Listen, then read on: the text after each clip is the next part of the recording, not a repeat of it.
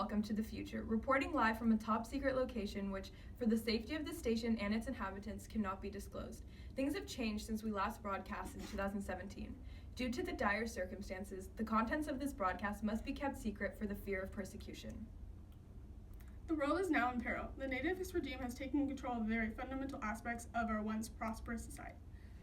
Let's recap on what has transpired in the last 50 years. In 2020, the United States was plagued with a potent strain of Andromeda virus, which has swept through the human population, killing 87% of the population. Survivors, if not killed off by force, were rounded up and injected with the Soma drug to instill a false sense of security, manipulating them to enjoy their enslavement. Oh, I've said too much. Now into the latest news in entertainment and technological innovation.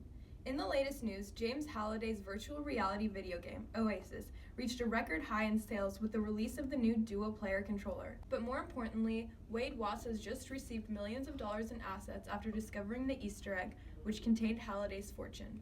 In other news, the rise of the Circle Corporation has brought about a new wave of technology and social media addiction. The multi-billion corporation just released their new and improved eye camera, SeeChange, in order to provide constant surveillance of any location or citizen. I apologize for the momentary disruption of this broadcast, but there was a group of routine surveillance officers passing by through the streets outside of our location.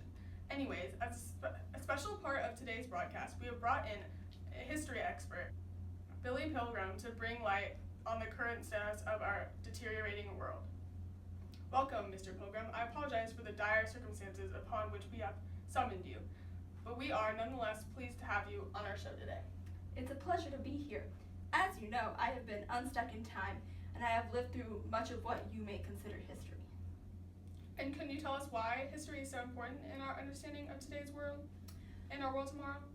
I have lived through World War II, the Soviet regime, and it's safe to say, Barb, that there are many parallels between what occurred in the past and what is currently happening in your world.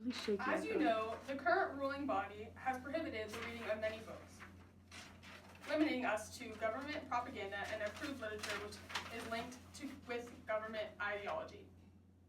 I have read many books in my day, and having lived through perilous times, I have found that books from my time, although considered fiction, hold much truth to them. In many such novels which speak of the future, there is much fact behind the fiction. Books were once a way for people to express their concerns for their developing world and the direction they believed it to be heading in. Thank you for coming in today, but we will have to cut this meeting short due to possible surveillance.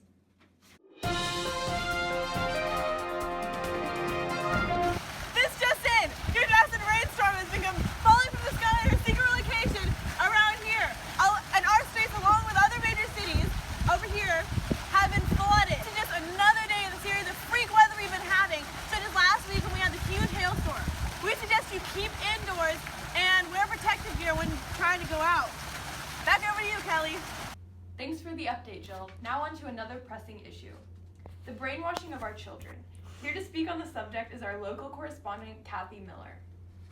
As you may know, the process of hypnopaedia has become yet another means, an increasingly popular one at that, of controlling our society and forcing complacency.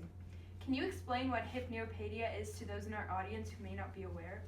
Why, yes, of course. Hypnopaedia, or sleep teaching, is the process by which people are conditioned to follow a certain set of norms, societal values, by listening to recordings in their sleep.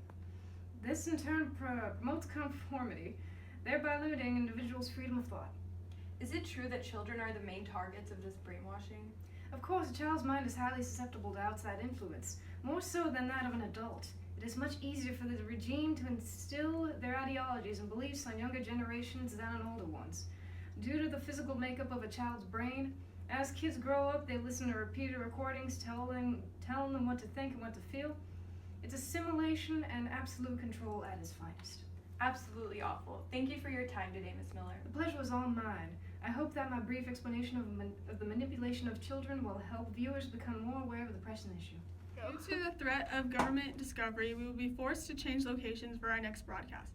In effect, we will convene in a month's time on the 2nd of August. Thank you, and have a good rest of your day. So, I'm still confused. So what exactly makes a novel dystopian or like futuristic-y? Well, there are a few ways one can tell if a novel fits into a dystopian or future genre. Usually, the novel contains characteristics of a dystopian society and is set in a futuristically imagined universe that gives the illusion of the perfect utopian world is actually almost the opposite. For instance, citizens are brainwashed by governmental propaganda, freedom of information is restricted, people are constantly under surveillance, those who disobey societal norms are severely punished. Oh, really? How do these authors come up with the ideas for these futuristic books? Authors often draw inspiration from socio-political realities and illustrate worst-case scenarios as warnings to its readers for necessary social change. Though these novels are mostly fictitious, they are real and possible threat in the near future. I still don't get it. Well, in most of these novels, there is some sort of oppressive societal control which seeks to convince its citizens that they are living in a desirable society, which, when in fact, they are being manipulated to be oblivious to their dehumanized state. This can take the form of corporate control, such as in The Circle, or bureaucratic control, such as in George Orwell's totalitarian government in 1984, or Aldous Huxley's Brave New World, or technological control, such as Ready Player One. Then what is Kurt Vonnegut's Slaughterhouse-Five doing in the future genre? I thought Billy was crazy. Well, you see, Billy's abduction by the Tralfamadorian aliens is, in a sense, Billy's own utopia. It represents the idea of blending fact and fiction, but ultimately the anti-war novel illustrates the cybernetic environment in America that motivates young people to war and massacre. Slaughterhouse-Five is a criticism of cybernetics that reduce human to intelligent machines. Again, this is another example of control. So, basically, fictional novels about the future include some sort of control through propaganda, surveillance, or technology. The world is like totally destroyed and stuff, but people still believe they're living in a perfect society? Yeah, basically. Yeah.